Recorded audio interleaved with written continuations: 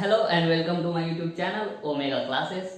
दोस्तों आज हम पढ़ेंगे यूनिट्स एंड मेजरमेंट्स इस चैप्टर का बहुत ही इंपॉर्टेंट टॉपिक जिसपे आईआईटी जेईई और नीट में हमेशा क्वेश्चंस पूछे जाते हैं। ठीक है, उस टॉपिक का नाम है डायमेंशंस एंड डायमेंशनल एनालिसिस। तो चलिए आज का टॉपिक शुरू करते हैं। वीडियो एंड तक देखना। अगर वीडियो अच्छा लगेगा तो वीडियो को लाइक करना, वीडियो को शेयर करना, चैनल को सब्सक्राइब कर देना। ठीक है, चलिए स्टार्ट करते हैं। पहला डायमेंशंस। ठीक है, इनकी डेफिनेशन समझ लेंगे क्या होते हैं। देखो हमने पिछले वीडियो में पढ़ा था फिजिकल क्वांटिटी क्या होता है, उसके बाद में यूनिट क्या होता है, फिजिकल क्वांटिटी की टाइप्स क्या क्या होते हैं, फंडामेंटल फिजिकल क्वांटिटी होती है, बाद में डिराइव्ड क्वांटिटी होती है।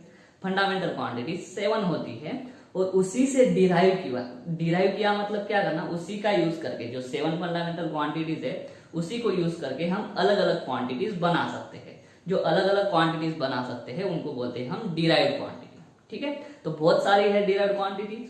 फंडामेंटल या बेसिक क्वांटिटी सिर्फ 7 है। ठीक है, तो इतना हमने पढ़ा था। और यूनिट कैसे लिखते हैं, यूनिट का रूल भी पढ़ा था, यूनिट कैसे लिखा जाता है, उसके 9-10 रूल थे, वो याद रखना। ठीक है, अभी डायमेंशंस मतलब क्या, डायमेंशंस क्यों यूज किया जाता है। तो डायमेंशन का मेन यूज समझ लो कि दी हुई फिजिकल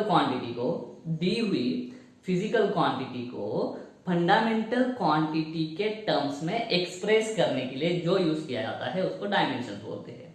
ठीक है, और मेन अगर डेफिनेशन आपको इसमें पूछा, एग्जाम में पूछा, तो आप क्या लिखोगे। तो डायमेंशन का जो डेफिनेशन है वो आपको मैं लिखता हूं, यहाँ पे समझ में नहीं आएगा लेकिन मैं समझा दूंगा। ठीक है, तो क्या करेंगे, तो dimensions of a physical quantity, किसी भी क्वांटिटी के डायमेंशंस किसके होते हैं, किसी भी फिजिकल क्वांटिटी क्या हो सकती है, speed, velocity, acceleration, force, pressure, work, बहुत सारी चीजें हैं जो क्या होती है फिजिकल क्वांटिटी निकालते हैं, डायमेंशंस निकालते हैं। तो स्टार्टिंग क्या होगा, the dimensions of a physical quantity क्या है, आर द पावर्स मतलब क्या, इंडेक्स। ठीक है, x रेज टू 2, ये 2 क्या है, x का पावर है, x इज रेज्ड टू 2, ऐसा हम इसको बोलते हैं। किसको रेज किया गया है, x को, कितना पावर तक, 2 पावर तक। तो पावर मतलब इंडेक्स। ठीक है, आर द पावर्स क्या, टू विच कंसर्न मतलब जिनकी जरूरत है, कंसर्न मतलब जिनकी जरूरत है, कंसर्न फंडामेंटल, बहुत इंपॉर्टेंट है ये definition, concern fundamental units are raised. इतना समझ लो पहले। ठीक है, ये एग्जांपल जब लेंगे तब तो बहुत आसानी से समझ में आ जाएगा, और एग्जांपल हम अभी लेने वाले हैं। ठीक है, तो डायमेंशंस किसके निकालते हैं, फिजिकल क्वांटिटी के। डायमेंशंस क्या होते हैं, आर द पावर्स। अभी पावर्स किसी ना किसी पे तो लगाएंगे, ये 2 पावर कब बोला जाएगा, जब वो x के ऊपर आएगा। तो पावर किस पे लगाएंगे, पावर हम कंसर्न फंडामेंटल यूनिट पे लगाएंगे। कंसर्न फंडामेंटल यूनिट्स मतलब जो फंडामेंटल यूनिट्स की हमें जरूरत है, कंसर्न मतलब जिनकी जरूरत है, उन फंडामेंटल यूनिट्स पे क्या लगाएंगे, हम पावर लगाएंगे, रेस करेंगे उनको। x रेस टू 2, x को रेस करना।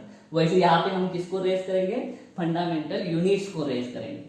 क्यों करेंगे हम, इसलिए कि in order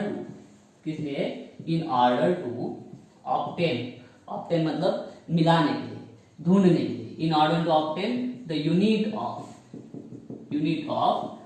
given physical quantity, जिस फिजिकल क्वांटिटी का यूनिट निकालना है, उसका यूनिट निकालने के लिए हम कुछ तो फंडामेंटल यूनिट्स के ऊपर कुछ पावर्स लगाएंगे।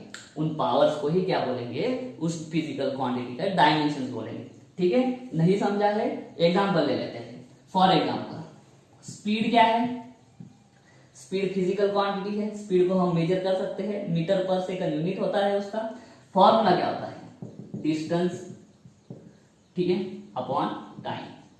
तो फर्स्ट स्टेप क्या करेंगे, फॉर्मूला लिखेंगे। अभी डिस्टेंस ठीक से देखो, डिस्टेंस को किसमें मेजर करते हैं हम, डिस्टेंस मीटर में मेजर होता है, और जब मीटर में मेजर होता है तो डिस्टेंस को हम लेंथ में कर सकते हैं, क्योंकि लेंथ भी क्या है, मीटर से मेजर कर सकते हैं। तो इस डिस्टेंस की जगह पे अभी मैं क्या करूंगा, ऐसा ब्रैकेट लेके लेंथ लिख दूंगा। ठीक है, डायमेंशन निकालने के कुछ रूल्स होते हैं, हमेशा क्वांटिटी को ऐसा स्क्वायर ब्रैकेट में लिखना। ठीक है, तो यहाँ पे मैं अभी स्क्वायर ब्रैकेट कर देता हूँ और नीचे टाइम एज इट इज, क्योंकि टाइम डायरेक्ट हमें फंडामेंटल क्वांटिटी मिल गई। इसी का मैं सिंबल में लिखता हूं, लेंथ का सिंबल। अभी देखो डायमेंशन टॉपिक में लेंथ को कैपिटल एल से रिप्रेजेंट करते हैं, मास को कैपिटल एम लगाएंगे, टाइम को capital T, length mass time. Fourth क्या थी, टेम्परेचर, टेम्परेचर को के से डिनोट करेंगे, टेम्परेचर को कैपिटल के से डिनोट करेंगे। Length mass time temperature. Current electricity को आई से डिनोट किया जाता है, कभी कभी कुछ कुछ बुक्स में ए भी यूज किया है, एम्पियर का ए यूज कर लिया है। ठीक है, तो आई आया तो भी इलेक्ट्रिक करंट है और ए आया तो भी इलेक्ट्रिक करंट है, तो आई और ए यूज किया जाता है। ठीक है, length mass time temperature electric current. कितना बचा, ल्यूमिनस इंटेंसिटी के लिए सी यूज किया जाता है। ल्यूमिनस इंटेंसिटी एक फंडामेंटल क्वांटिटी है, उसके लिए सी यूज किया जाएगा। और उसके बाद में मोल जो है अमाउंट ऑफ सब्सटेंस। हमें मालूम है फंडामेंटल क्वांटिटीज कितनी है, फंडामेंटल क्वांटिटीज है 7, तो फंडामेंटल यूनिट्स भी कितने होंगे, 7। तो उन फंडामेंटल यूनिट्स को रिप्रेजेंट करने के लिए हम लेंथ की जगह पे मीटर नहीं लिखेंगे, मास की जगह पे केजी नहीं लिखेंगे, डायमेंशन अलग टॉपिक है।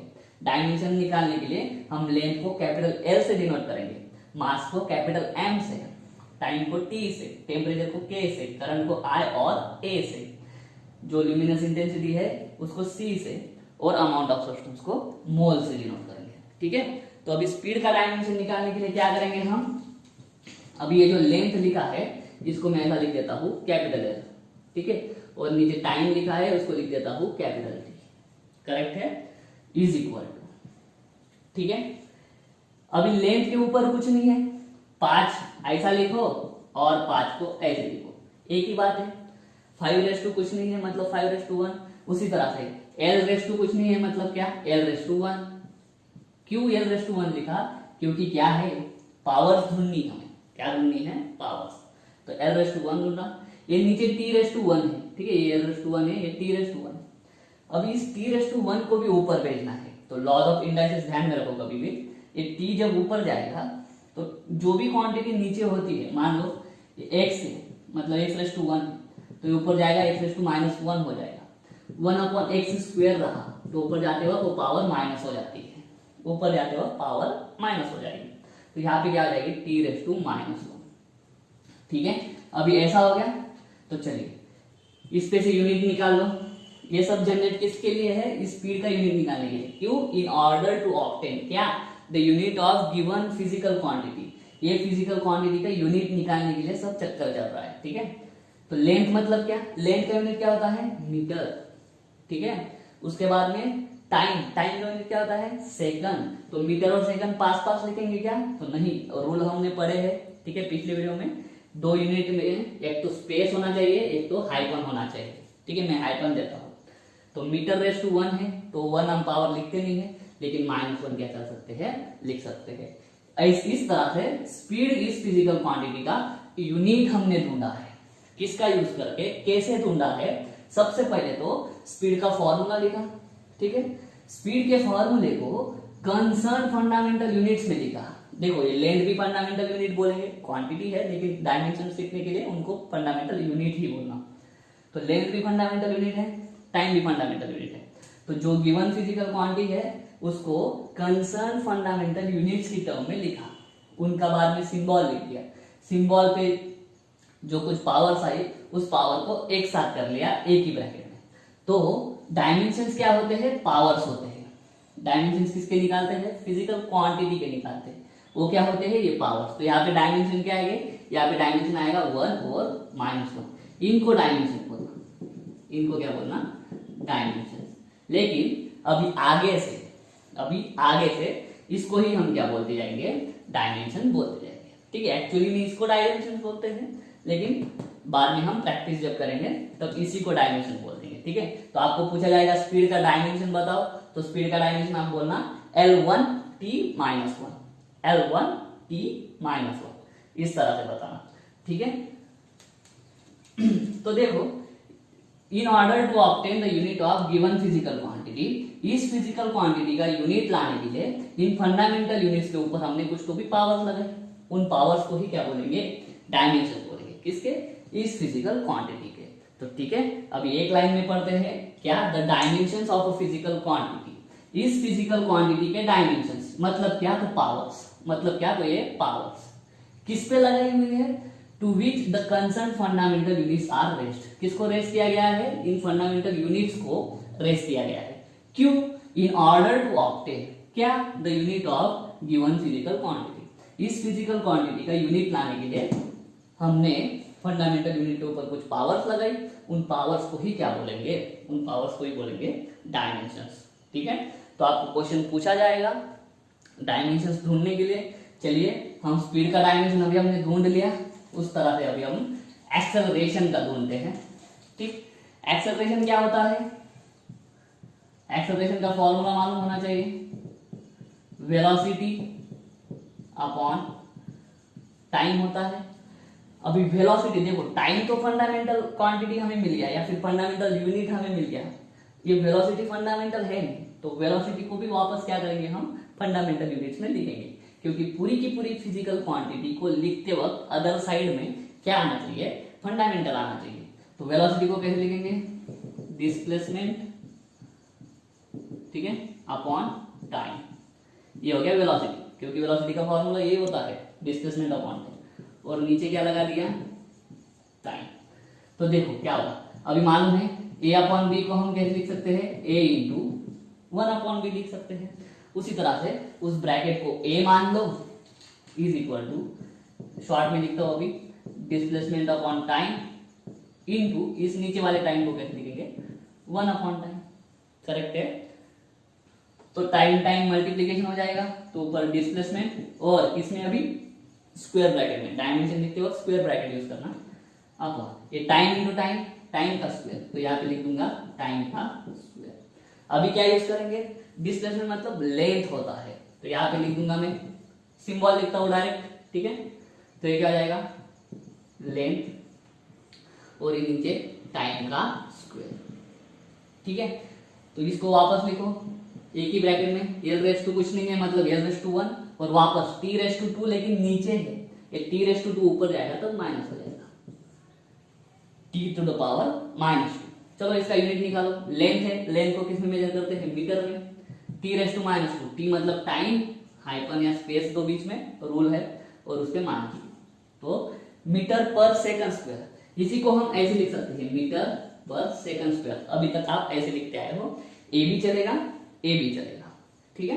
तो ये क्या हो गया, आपका एक्सेलरेशन का यूनिट हो गया, ठीक है। और एक चीज है, चलो फोर्स के डायमेंशन निकालते हैं, फोर्स का निकालते हैं, ठीक है। फोर्स का फॉर्मूला मालूम होना चाहिए, न्यूटन का सेकंड लॉ क्या बोलता है, force is equal to mass into acceleration, ठीक है। मास क्या है, फंडामेंटल, तो डायरेक्ट स्क्वायर में लिख दिया। अभी एक्सेलरेशन का डायमेंशन अभी हमने जस्ट निकाला, तो मैं भी डायरेक्ट अभी एक्सेलरेशन का डायमेंशन लिख देता हूँ। एक्सेलरेशन का डायमेंशन क्या निकाला, L1T-2 निकाला, ठीक है। अभी m के ऊपर कुछ नहीं मतलब m के ऊपर 1, तो इन तीनों को एक साथ लिख दो, कैसे, स्टार्टिंग में L लिखना जरूरी नहीं है, लेकिन स्टार्टिंग में L लिख देते हैं, L1 M1 T-2, ये हो गया फोर्स का डायमेंशन। ये किसके डायमेंशन हो गए, फोर्स के। फोर्स का डायमेंशन आपको 12th स्टैंडर्ड एंड होने तक ध्यान में रखना है। अगर आपको फोर्स का डायमेंशन ध्यान में नहीं है तो आपको बहुत दिक्कत हो जाएगी, ठीक है। फोर्स का डायमेंशन आपको लगेगा ही लगेगा, तो फोर्स का डायमेंशन रट लेना लगे तो L1 M1 T-2 कैसे निकाला, मास इंटू एक्सेलरेशन, मास का M1 आ गया, एक्सेलरेशन का अभी निकाला क्या है, L1 T-2, तो L1 T-2 दोनों सब ऊपर ऊपर है, तो एक ब्रैकेट में डायरेक्ट उनको चिपका सकते हैं। तो इस तरह से हमने फोर्स का डायमेंशन निकाल लिया है। तो दोस्तों ये था हमारा डायमेंशन का कंसेप्ट। वो क्या होते हैं, पावर्स होते हैं, किसी फंडामेंटल यूनिट के ऊपर लगाते हैं उनको। क्यों उनके ऊपर लगाते हैं कि जो फिजिकल क्वांटिटी हमें दी है। चलिए इस पे से फोर्स का यूनिट निकालते हैं, फिर उसका यूनिट निकालने के लिए ही करते हैं। इसका यूनिट देखो, लेंथ मतलब मीटर, मास मतलब केजी, और t⁻² मतलब माइनस पावर है तो इसलिए टाइम नीचे आ जाएगा। टाइम नीचे आ गया मतलब क्या, सेकंड नीचे आ गया, और उसका स्क्वायर है तो वो स्क्वायर भी नीचे रहेगा। ठीक है, तो इसको अच्छे से लिखते हैं केजी मीटर पर सेकंड स्क्वायर। ये क्या हो गया, फोर्स का यूनिट हो गया। लेकिन बाद में न्यूटन ने इस पे बहुत काम किया, इसके लिए उसका यूनिट क्या रख दिया था, न्यूटन रख दिया था। लेकिन एक्चुअल यूनिट क्या है फोर्स का, केजी मीटर पर सेकंड स्क्वायर। ठीक है, तो दोस्तों ये था हमारा डायमेंशन का कंसेप्ट। अभी हम पढ़ते हैं यूजेस ऑफ डायमेंशन। डायमेंशन का यूज कहाँ पे होता है, ये तो एक बेसिक यूज है, लेकिन और भी कुछ यूजेस है इसके, जिसको बोलते हैं एप्लीकेशंस ऑफ डायमेंशन। चलिए आज पहला एप्लीकेशन पढ़ते हैं, बाकी के नेक्स्ट वीडियो में पढ़ेंगे। तो दोस्तों डायमेंशंस का सबसे पहला यूज है टू चेक द करेक्टनेस। क्या करना है, चेक करेंगे। क्या चेक करेंगे, करेक्टनेस। किसका करेक्टनेस, गिवन फिजिकल इक्वेशन। अभी फिजिकल इक्वेशन क्या होता है, मान लो ये कोई इक्वेशन है, बहुत लोगों को मालूम होगा, यह है हमारा पहला kinematical equation, first kinematical equation. बस इसी को क्या बोलते हैं हम, फिजिकल इक्वेशन। ठीक है, क्यों, फिजिक्स में यूज होता है इसलिए इसको क्या बोलेंगे, फिजिकल इक्वेशन। तो ये जो फिजिकल इक्वेशन है ये करेक्ट है कि नहीं, वो चेक करने के लिए हम किसका यूज कर सकते हैं, डायमेंशंस का यूज कर सकते हैं। हम ऐसा भी लिख सकते थे, ठीक है, ऐसा भी लिख सकते हैं, ये भी फिजिकल इक्वेशन है, लेकिन ये करेक्ट है कि नहीं ये कैसे चेक करेंगे। अब ये क्या है, गलत है, अब ये क्या है, गलत है। एक्चुअल हमें मालूम है v = u + at, दूसरा क्या होता है s = ut + ½ at², और तीसरा होता है v² = u² + 2as। ठीक है, इन तीनों को बोला जाता है काइनेमेटिकल इक्वेशंस। बस इतने ही फिजिकल इक्वेशन है क्या फिजिक्स में, नहीं, बहुत सारे हैं, लेकिन अभी तक हमने ये सिर्फ 3 ही पढ़े हैं 10th स्टैंडर्ड तक। ठीक है, तो ये सारे इक्वेशंस क्या है, करेक्ट है, हमें मालूम है क्योंकि हमने पढ़े हैं। ठीक है, लेकिन अगर हमें दिया है इक्वेशन और उसको चेक करना है कि ये इक्वेशन सही है या गलत है, तो उसको चेक करने के लिए हम किसका यूज करेंगे, डायमेंशन का। ठीक है, तो चलिए कैसे चेक करते हैं वो देखते हैं। इसमें आपको क्या होता है, अगर जो फिजिकल इक्वेशन है, अगर दिया हुआ फिजिकल इक्वेशन एक प्रिंसिपल को सेटिस्फाई करता है, एक प्रिंसिपल को सेटिस्फाई करता है, तो वो फिजिकल इक्वेशन डायमेंशनली करेक्ट होगा। अब इसमें मैं बोल रहा हूं डायमेंशनली करेक्ट, क्यों, क्योंकि आपको आगे पता चल जाएगा एक्चुअल करेक्टनेस क्या होता है और डायमेंशनली करेक्टनेस क्या होता है, उसका डिफरेंस आपको आगे समझ में आ जाएगा। ठीक है, तो मैं यहां पे लिखता हूं the given physical equation is dimensionally correct, is dimensionally correct if it satisfies the condition नहीं बोलेंगे, principle, it satisfies the principle of homogeneity। अभी प्रिंसिपल ऑफ होमोजेनिटी क्या होता, ठीक है, प्रिंसिपल ऑफ होमोजेनिटी क्या होता है ये देख लेते हैं। चलिए, तो प्रिंसिपल लिखता हूं मैं यहाँ पे, प्रिंसिपल किसका, होमोजेनिटी का। The dimensions of all terms on both sides of equation must be same. ठीक है, ये है हमारा प्रिंसिपल ऑफ होमोजेनिटी। होमो मतलब क्या, सेम होना, जेनिटी मतलब सारों का। ठीक है, सारे कैसे होने चाहिए, सेम, लेकिन सारों का क्या, सारों का डायमेंशंस सेम होने चाहिए। ठीक है, वही इक्वेशन लेते हैं और उसी से चेक करते हैं, आपको ठीक से समझ में आ जाएगा। इक्वेशन दिया है आपको v = u + at। ये फिजिकल इक्वेशन डायमेंशनली करेक्ट कब होगा, डायमेंशनली करेक्ट कब होगा, जब वो इस प्रिंसिपल ऑफ होमोजेनिटी को सेटिस्फाई करेगा। और प्रिंसिपल ऑफ होमोजेनिटी क्या बोलता है, the dimensions of all the terms. अभी टर्म्स कहा, कौन सी इसमें, तो टर्म्स कैसे निकालते हैं, तो देखिए ये इक्वल टू साइड है, ठीक है, sides, both sides of the equation. तो ये इक्वेशन है, इसका इक्वेशन का एक साइड ए है इक्वल टू के इधर वाला, और दूसरा साइड है इधर वाला। इक्वेशन के इधर के साइड में कितनी टर्म्स है, तो सिर्फ एक है v, जिसको बोलते हैं फाइनल वेलोसिटी। ठीक है, और इक्वेशन की इधर कितनी टर्म्स है, तो इधर सिर्फ 2 टर्म्स है, ठीक है। एक है u जो है इनिशियल वेलोसिटी, और ये जो at है ना, ये at पूरा एक ही टर्म है। टर्म कैसे पहचानोगे, कोई भी फिजिकल इक्वेशन में जो प्लस या माइनस साइन से सेपरेट होते हैं, प्लस या माइनस साइन से सेपरेट होते हैं, उनको टर्म बोलेंगे। नहीं तो कुछ लोग गलती क्या कर देते हैं, सर a अलग टर्म है और t अलग टर्म है, ऐसा नहीं होता। at पूरा क्या है, एक ही टर्म है, ठीक है। टर्म्स कैसे पहचानोगे, प्लस या माइनस साइन से जब सेपरेशन होगा तब वो टर्म्स होगी, ठीक है। अगर ऐसा रहता तो इधर के साइड में कितनी टर्म्स रहती, 3, और इधर के साइड में कितनी टर्म्स है, 1। लेकिन वो ऐसा नहीं है, at एक साथ है, at एक साथ है तो वो एक ही टर्म हुआ, ठीक है। तो प्रिंसिपल ऑफ होमोजेनिटी क्या बोलता है, ये दिया हुआ फिजिकल इक्वेशन करेक्ट रहेगा। कब करेक्ट रहेगा, जब इस इक्वेशन में जितनी भी टर्म्स है उन सारी टर्म्स का डायमेंशन सेम आना चाहिए, ठीक है। तो चलिए पहले ये वाली टर्म का निकालते हैं, v का डायमेंशन निकालो।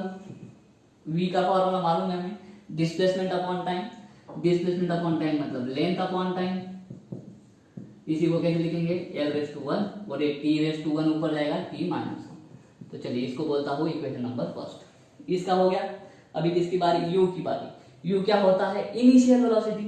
u भी वेलोसिटी ही है, मतलब same formula same dimension. v भी वेलोसिटी है, u भी वेलोसिटी है, तो v के जो डायमेंशन वही किसके डायमेंशन, u के डायमेंशन। तो u भी वेलोसिटी है, डिस्टेंस अपॉन टाइम, ठीक है।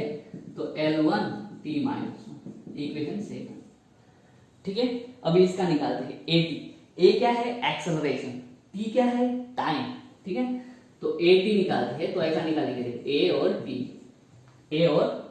या फिर ज्यादा कंफ्यूज मत हो, ऐसा भी चलेगा। at का डायमेंशन निकालते हैं, तो पहले a का डायमेंशन निकालेंगे। अभी हमने a के डायमेंशन निकाले, एक्सेलरेशन के रटे होने चाहिए, ठीक है।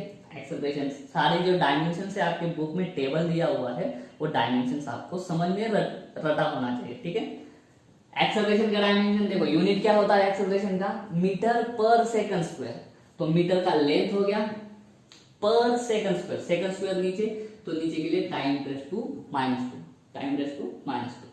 और ये क्या है, t है, तो टाइम का t। तो अभी लॉज ऑफ इंडाइसेस यूज करो, ये t है, बेस सेम है।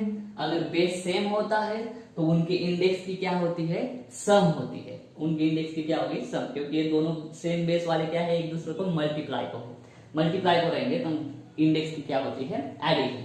तो क्या आ जाएगा, एक इसमें लिखेंगे L1, और देखो -2 + 1, ये हो गया इक्वेशन नंबर 3, ठीक है। दिख रहा है आपको, ओके। अभी ठीक से देखो, पहली टर्म का डायमेंशन देखो L1 t-1, ठीक है।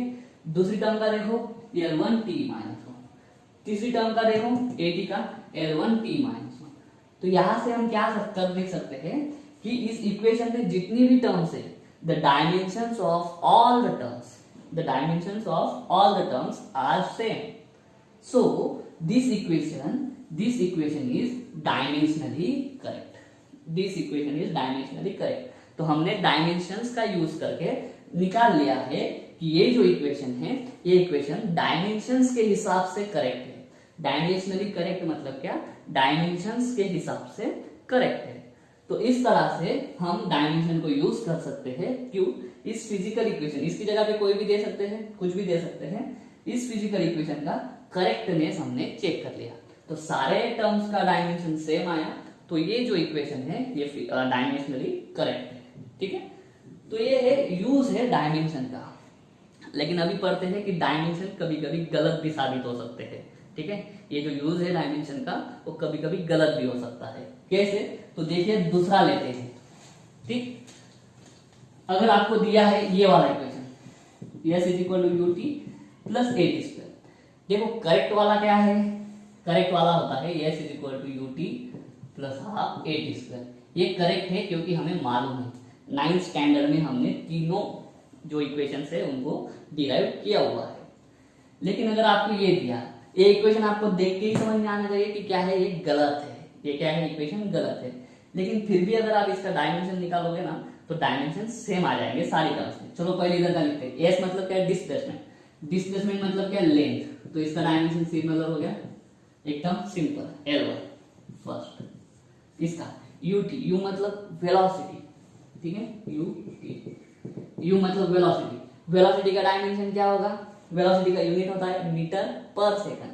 मीटर मतलब लेंथ, पर सेकंड मतलब T⁻⁻⁴ और बाद में टाइम। ये बाद में, ये वेलोसिटी का हो गया इतना और ये टाइम का T। वापस बेस सेम है तो इंडाइसेस की क्या कर दो? एडिशन। -1 + 1 0 हो जाएगा तो कुछ नहीं बचेगा, सिर्फ क्या बचेगा? L1। ये हो गया सेकंड, ठीक है। अभी AT²। A मतलब एक्सेलरेशन, T मतलब टाइम। एक्सेलरेशन का डायमेंशन हमें मालूम है, क्या है एक्सेलरेशन का डायमेंशन? मीटर पर सेकंड स्क्वायर यूनिट है तो मीटर का लेंथ और पर सेकंड स्क्वायर, इसलिए T⁻²। और बाद में T का भी स्क्वायर। आगे क्या है? T का स्क्वायर मतलब T का स्क्वायर। तो वापस देखो ये टाइम टाइम मल्टीप्लाई को है और दोनों के कुछ तो इंडाइसेस है, दोनों इंडाइसेस की सम कर दो तो -2 + 2 0 हो जाएगा, बचेगा L1। Equation number 3। तो ठीक से देखो, पहला डायमेंशन आया L1, दूसरा डायमेंशन भी आया L1, तीसरा डायमेंशन भी आया L1। तो हम क्या बोल देंगे सीधा सीधा कि प्रिंसिपल तो सेटिस्फाई हो रहा। क्या है principle? The dimensions of all the terms. ये एक टर्म हो गई इधर, ये UT एक टर्म हो जाएगी और एक AT² दूसरी टर्म हो जाएगी। 1 2 3 टर्म्स है टोटल, ठीक है। तो इन तीनों टर्म्स के डायमेंशन कैसे आ गए? सेम आ गए। तो डायमेंशन के हिसाब से ये वाला इक्वेशन क्या हो गया? सही हो गया। लेकिन इक्वेशन सही है क्या? नहीं, क्योंकि इसमें हमें क्या चाहिए था? हाफ चाहिए था। लेकिन ये जो है डायमेंशन बिना हाफ के भी क्या बता दे रहा है? सही बता दे रहा है, ठीक है। तो यही डायमेंशन का यूज भी है और यही डायमेंशन का ड्रॉबैक भी है कि क्या ये इक्वेशन जो है डायमेंशनली करेक्ट है, लेकिन ये एक्चुअली करेक्ट है क्या? तो ये इक्वेशन एक्चुअली करेक्ट नहीं है। तो डायमेंशन का एक ड्रॉबैक ऐसा है कि डायमेंशन से हम इक्वेशन को सिर्फ डायमेंशनली करेक्ट है क्या नहीं वो चेक करते हैं। इक्वेशन एक्चुअली करेक्ट है कि नहीं वो हम डायमेंशन के हिसाब से चेक नहीं कर सकते। क्यों? ये इक्वेशन अगर आपको दिया है तो ये हमें डायमेंशनली करेक्ट दिख रहा है तो हम इसको डायरेक्ट बोल सकते हैं कि चलो ये इक्वेशन करेक्ट है, लेकिन हमें मालूम है कि ये इक्वेशन करेक्ट नहीं है। क्यों? क्योंकि ये इक्वेशन करेक्ट है, हाफ इधर मल्टीप्लाई को है। और डायमेंशन में क्या होता है? किसी भी नंबर का आप डायमेंशंस नहीं निकाल सकते हो, तो ये हाफ रहेगा या जाएगा ये हमें डायमेंशंस नहीं बता सकते, ठीक है। तो जरूरी नहीं है कि जो इक्वेशन डायमेंशनली करेक्ट है वो एक्चुअल में करेक्ट हो, नहीं, लेकिन जो इक्वेशन एक्चुअल में करेक्ट होगा ना वो डायमेंशनली भी करेक्ट होगा, ठीक है। तो दोस्तों ये था हमारा application of dimension. First application हमने देखा है, बाकी के एप्लीकेशन हम नेक्स्ट वीडियो में देखेंगे। अगर वीडियो अच्छा लगा है तो वीडियो को लाइक करो, वीडियो को शेयर करो, चैनल को सब्सक्राइब कर देना।